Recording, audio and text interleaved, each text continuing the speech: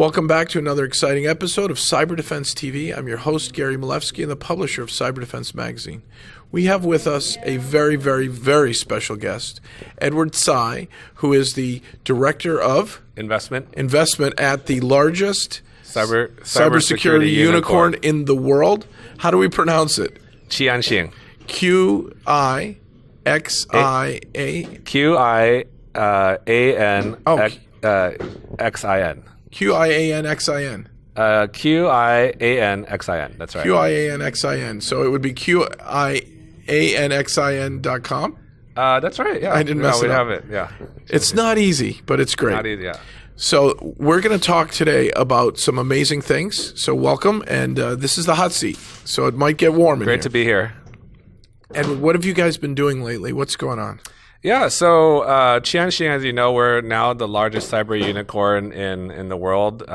We raised 6.5 billion renminbi, which is almost 1 billion USD over the last 3 years. And formerly 360? We were formerly called 360 Enterprise Security, but right around April of 2019, or shares that the 360 was holding, we sold that. They sold that to CEC, China Electronics Corporation, which is one of the largest technology companies affiliated with. It's like a SOE, and so we're now connected with them, and that provides us a lot of government-related contracts and opportunities. Are you selling just in Asia? Are you selling into other countries? I mean, the U.S. and China today are having a tempered relationship. We love each other, but we want to, do business a little differently, and it's a little bit tempered.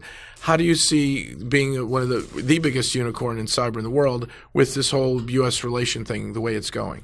Yeah, Qianxian, we've always wanted to do more relationships with companies in the U.S. and companies in Israel. In our prior form, when we were working in 360, we also invested in cybersecurity in Israel, cybersecurity in the U.S., even some funds. So most recently, we worked together with a company in Israel called Cyberbit, doing Cyberbit, BIT? Yeah, BIT. They do like a cyber range, so security training for security professionals. And so purple teaming? Purple team, red team, purple team training, blue team, blue and red. Yeah, blue and red.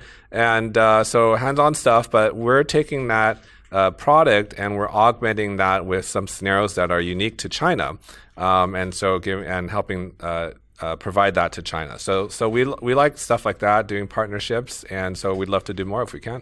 Now, I went to China for one of the most amazing events. I think it was the World Showcase or something a while ago, a long time ago. Mm-hmm.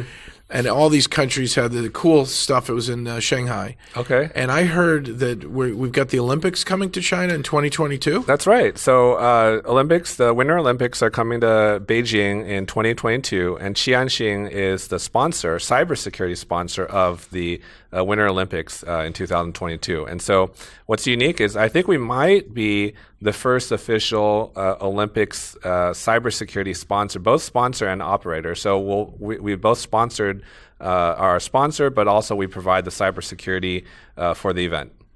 Now, a lot of people in the world, I know we're only supposed to talk cyber, but a lot of people in the world are worried about this corona outbreak, and it's really sad news. And some of us in America, there's, 2% of the country are from China.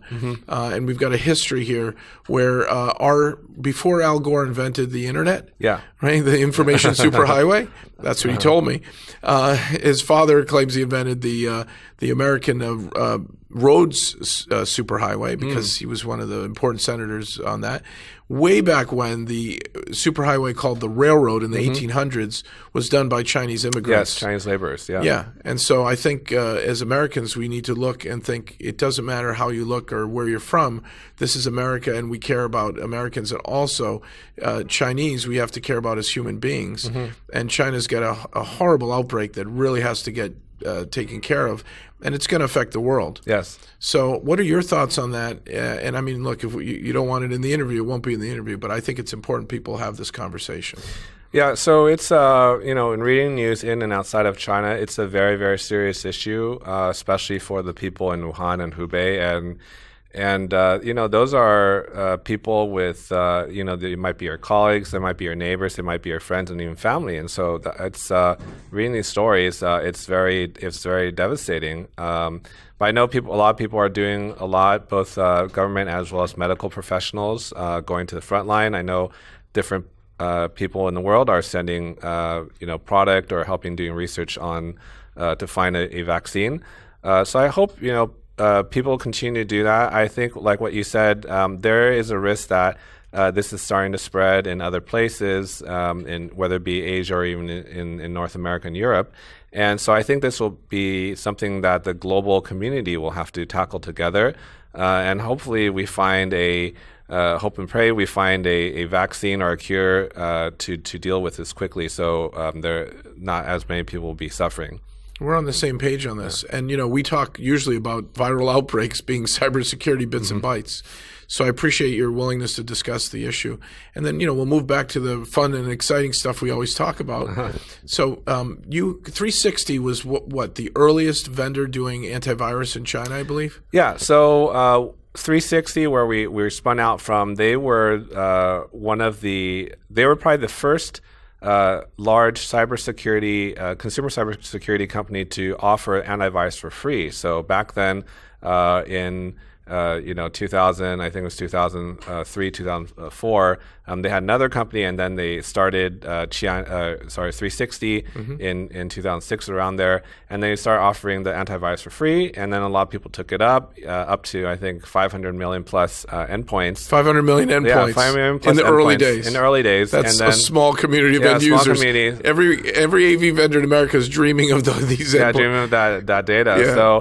So there was this whole buildup in consumer, but then our chairman, Mr. Qianxian, who was one of the co-founders of 360, he said because his background is from government, so he's very aware of the need for government and large enterprises to have security as well. So he said, he took the internet style technology and know-how from 360, and we spun out Qianxian. And so that was sort of the genesis. But all the kind of data that you mentioned, the consumer data, cybersecurity data that we need to find, the malware and where do people go, sites they visit, which sites are not good. That kind of data we were able to use for a period, and now we have our own. And so that was very helpful for us in building Qianxian and providing that kind of data-oriented cybersecurity, threat intelligence-oriented cybersecurity to enterprise. What would you say to our viewers to learn more about your company, and where is the largest cybersecurity unicorn going? And do you have reports and things that we can read? Yeah, you can come to qianxian.com. And we have lots more information on there. Or people are happy; they can find me on LinkedIn if they want to ask me directly. Edward Tsai. We have Tsai is TSAI. Edward Tsai on LinkedIn. On LinkedIn, you can find me on LinkedIn under Qianxian. We also have international business as well. We have a little bit in Southeast Asia, particularly in Indonesia. So if people want to do either partnerships like we did with Cyberbit, if they have some interesting technology, we're happy to talk with them, see if we can OEM it, see if we can partner, or if there are some business relationships, like they want to sell our product. Particularly, we have a lot of cybersecurity product. I think that would be interesting to enterprise customers, to governments. They can also find us on qianxian.com. And spell it one more time for our readers. QIANXIN.com. QIANXIN.com. Edward, Yeah. great interview. Okay, Gary, great thank to you see so you much. again. Thank you. Good to see you again. So, folks, check out his website, learn more about him, the biggest cybersecurity unicorn in the world, and then come back next time for an exciting episode of Cyber Defense TV.